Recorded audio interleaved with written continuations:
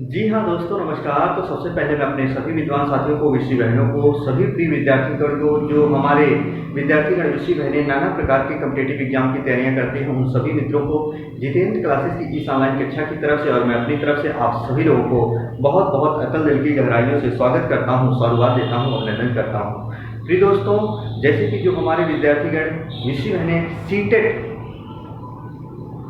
Exam की तैयारी कर रहे थे, उनके एग्जाम की घड़ी नजदीक आ चुकी है। हालांकि हिंदी ग्रामर से अपठित गद्यांश आता है, यानी पद्यांश, जिसे पैसेज कहा जाता है दोस्तों, और याद रखिएगा वहां से 15 नंबर के प्रश्न आते हैं। आज मैं वो बेहतरीन तरीका बताने वाला हूं दोस्तों, जो 5 मिनट में अपठित गद्यांश यानी पैसेज पढ़कर आप शीर्षक सहित उत्तर दे सकते हैं। कैसे आप समझेंगे कि इसका शीर्षक क्या है, ये प्रश्न कहना क्या चाहता है, इसको हल करने का तरीका हम बता रहे हैं दोस्तों। तो जाइएगा मत, 10 मिनट लगेंगे बहुत ज़्यादा से ज़्यादा, और आपके हर कंसेप्ट क्लियर होंगे। मेहनत नहीं करनी है। अपठित का मतलब ही है जो बिना पढ़े लिखे आए, यानी जिसको आप पढ़कर एग्जाम में नहीं जाते हो, वो चीज़ें आती हैं, डायरेक्टली आपसे वो उत्तर पूछता है। आइए विद्यार्थीगण, सबसे पहले अपठित जो होता है, यानी जो पैसेज होता है, जो गद्यांश होता है दोस्तों, याद रखिएगा पूरा पैराग्राफ आपको नहीं पढ़ना है। पूरा पैराग्राफ पढ़ते हो, एक तरफ से पढ़ते हो, जब तक जाते हो अंत तक, तब तक फिर भूल जाते हो, फिर पढ़ते हो, फिर भूल जाते हो। सबसे पहले दोस्तों आपको प्रश्न पढ़ना है। जैसे मैंने यहाँ कुछ प्रश्न लिखा है, जरा देखिए।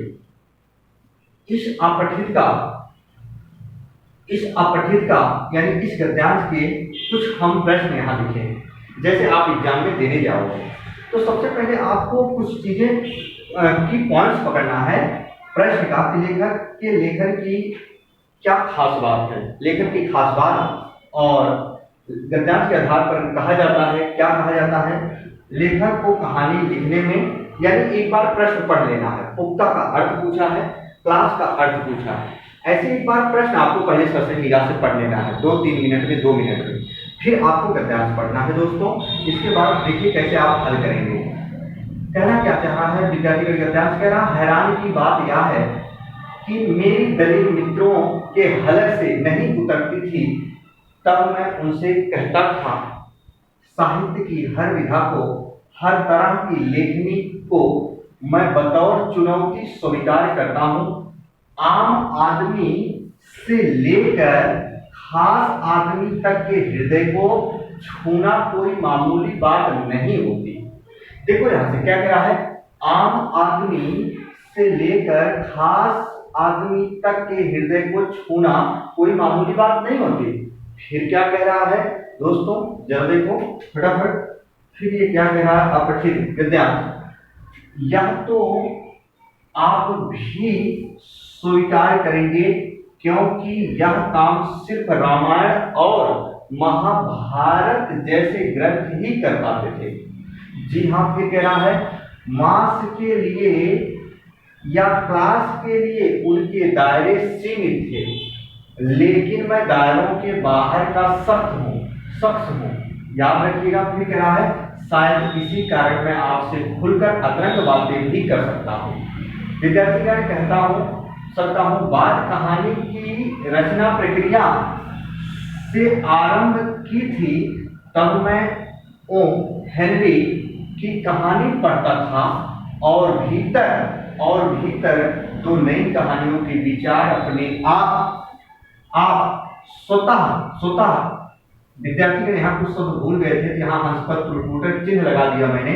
स्वतः विकसित, यानी स्वतः और जाति के बीच में विकसित हो रख लेना। आप इन दोनों शब्दों के बीच में क्या होना चाहिए था, विकसित हो। स्वतः विकसित हो जाते थे, ना कोई मशक्कत, ना कोई गहरी सोच। यह प्रोसेस मेरे लिए उतना ही आसान था जितना कि कैमर का खेल। कह रहा है, फिर भी ये रचनाएं कहानी के शिल्प में कहानी विधा अंतर्गत लिखी गई। पुख्ता हम कहीं पढ़े थे, देखो यहाँ पे लिया, पुख्ता किस्सा गोई है, पर यह किस्सा गोई जिंदगी से अलग नहीं हो सकती। दोस्तों एक बार मैंने पढ़ लिया पैराग्राफ, अब आइए जरा देखते हैं अपठित गद्यांश जो था, इसके प्रश्न क्या कहते हैं। लेखक के लेखन की क्या खास बात है, लेखक के लेखन की क्या खास बात है। 4 ऑप्शन है। वे केवल किस्सा गोई में निपुण है, वे केवल जिंदगी की कहानी लिखते हैं। उनका लेखन सभी तरह के लोगों के दिलों को छूता है। उनका लेखन खास लोगों के ही दिलों को छूता है। दो प्रश्न हैं, अब इनमें से कोई भी सही हो सकता है, या तो सी या तो डी। कह रहा उनका लेखन सभी तरह के लोगों के दिलों को छूता है, उनका लेखन खास लोगों के ही दिलों को छूता है। तो जरा देखो, यहाँ देखो, आम आदमी, यहाँ आम आदमी से लेकर खास आदमी तक के हृदय को छूना कोई मामूली बात नहीं होती। यानी आम आदमी से लेकर खास आदमी तक का मतलब होगा सभी के दिलों। तो विद्यार्थी का ये तो ऑप्शन गलत हो जाएगा कि उनका लेखन खास लोगों के ही दिलों को छूता है, यानी खास नहीं सभी, उनका लेखन सभी तरह के लोगों के दिलों को छूता है। सी ऑप्शन होगा। बात समझ गए ना? देखो यहाँ ये पैराग्राफ जो कहे वैसे ही आपको उत्तर देना है, अपना दिमाग नहीं लगाना है, जो पैराग्राफ कहे वहीं से उत्तर रखना है, सिंपल सी बात है। दूसरा प्रश्न जो कह रहा है, देखिए यहाँ कह रहा है लेखक को कहानी लिखने में क्या कह रहा है, बहुत मेहनत करनी पड़ती है, मेहनत नहीं करनी पड़ती। कहानी के शिल्प पर बहुत मेहनत करनी पड़ती है, बहुत सोचना विचारना पड़ता है। तो जरा देखो, लेखक को कहानी लिखने में क्या करनी पड़ती, बहुत मेहनत करनी पड़ती, मेहनत नहीं करनी पड़ती, कहानी के शिल्प पर मेहनत करनी पड़ती है, वह बहुत सोचना विचारना पड़ता है। आइए जरा देखते हैं। स्वीकार कर, अब इसको पढ़ो, यहाँ तक हमने पढ़ा था, यह तो आप भी स्वीकार करेंगे क्योंकि यह काम सिर्फ रामायण और महाभारत ग्रंथ जैसे ही कर पाते थे और मास के लिए या क्लास के लिए उनके दायरे में सीमित थे, लेकिन मैं दायरों से बाहर का सख्त हूँ। फिर जरा देखिए विद्यार्थी कह रहा है शायद इसी कारण मैं आपसे खुलकर अपने की बातें कर सकता हूँ। यह बात रचना प्रक्रिया से आरंभ की गई थी, तब तक मैं वो हेनरी की कहानी पढ़ता था भीतर। अब जरा देखो विद्यार्थी कह, यहाँ देखो, यहाँ से तब मैं वो हेनरी की कहानी पढ़ता था, बहुत दिमाग लगा कि आपको समझना है, यही तो अपठित है जो बिना पढ़े जवाब दिया जाता वहां। और भीतर दो कहानियों के विचार अपने आप स्वतः विकसित हो जाते थे। यहाँ ये चीज दोनों पदों के बदले रख देना, ना कोई मशक्कत ना कोई गहरी सोच। यह प्रोसेस मेरे लिए उतना ही आसान था जितना कि कह रहा है कैमर का खेल। यहाँ से पढ़ो, फिर नहीं समझ पा रहे हो तो यहाँ से पढ़ो दोस्तों। याद रखिएगा, मास के लिए या क्लास के लिए उतने दायरे सीमित थे, लेकिन मैं दायरों के बाहर का सख्त हूँ। शायद इसी कारण मैं आपसे खुलकर अतरंग बातें भी कर सकता हूँ। बात कहानी की या रचना प्रक्रिया से आरंभ की थी, तब मैं वो हेनरी की कहानी पढ़ता था और कहानी पढ़ते ही कह रहा है भीतर दो नई कहानियों के विचार अपने आप। एक कहानी पढ़ते थे, वो हेनरी की किताब पढ़ते थे, वो तो पढ़ने से अपने आप, इसके अलावा भीतर दो नई कहानियां अपने आप उनके विचार जन्म ले लेते थे। कह रहा और भीतर दो नई कहानियों के विचार अपने आप स्वतः विकसित हो जाते थे।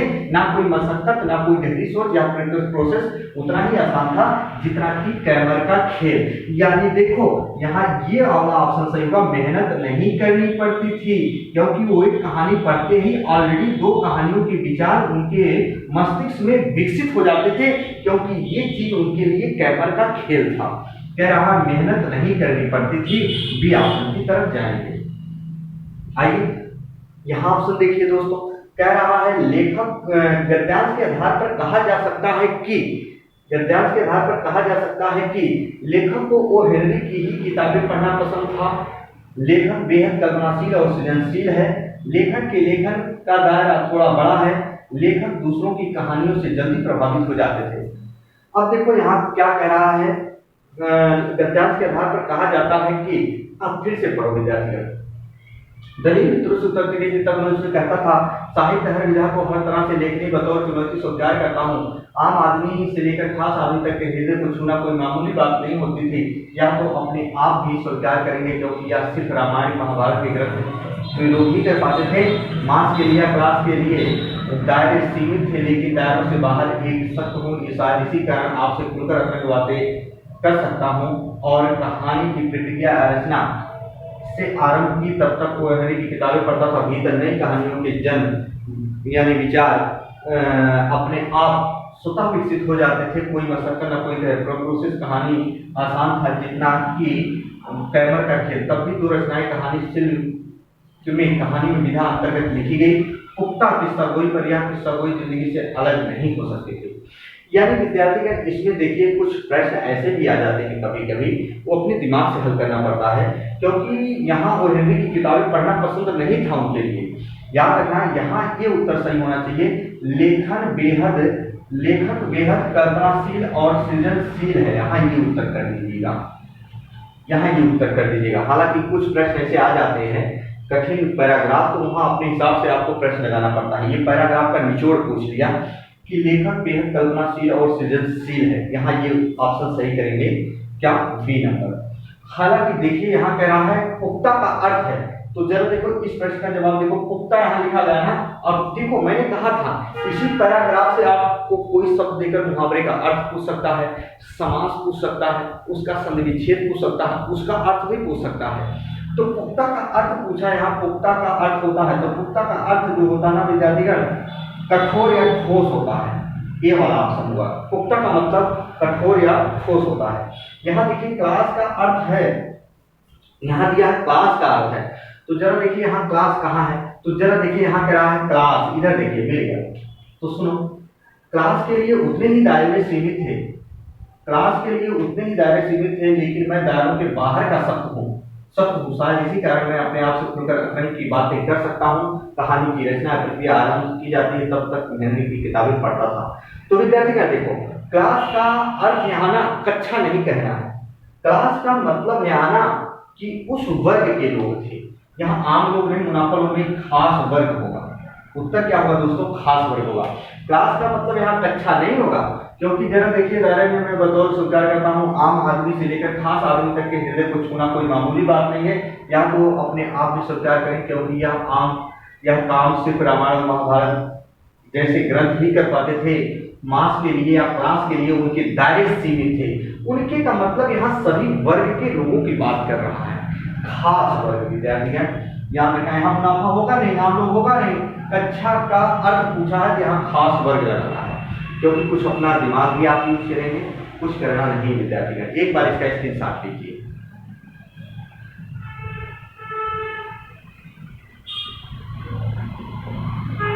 दोस्तों यदि वीडियो अच्छी लगी हो तो लाइक और सब्सक्राइब करना ना भूलें, और इसके साथ साथ विद्यार्थीगण जो हमारे विद्यार्थीगण कॉम्पिटिटिव एग्जाम की तैयारियां कर रहे हैं, प्लेलिस्ट में हर एक बिंदु कंसेप्ट वाइज पढ़ा है, जाके आप सीख सकते हो। तब तक के लिए मित्रों, जय हिंद, जय भारत।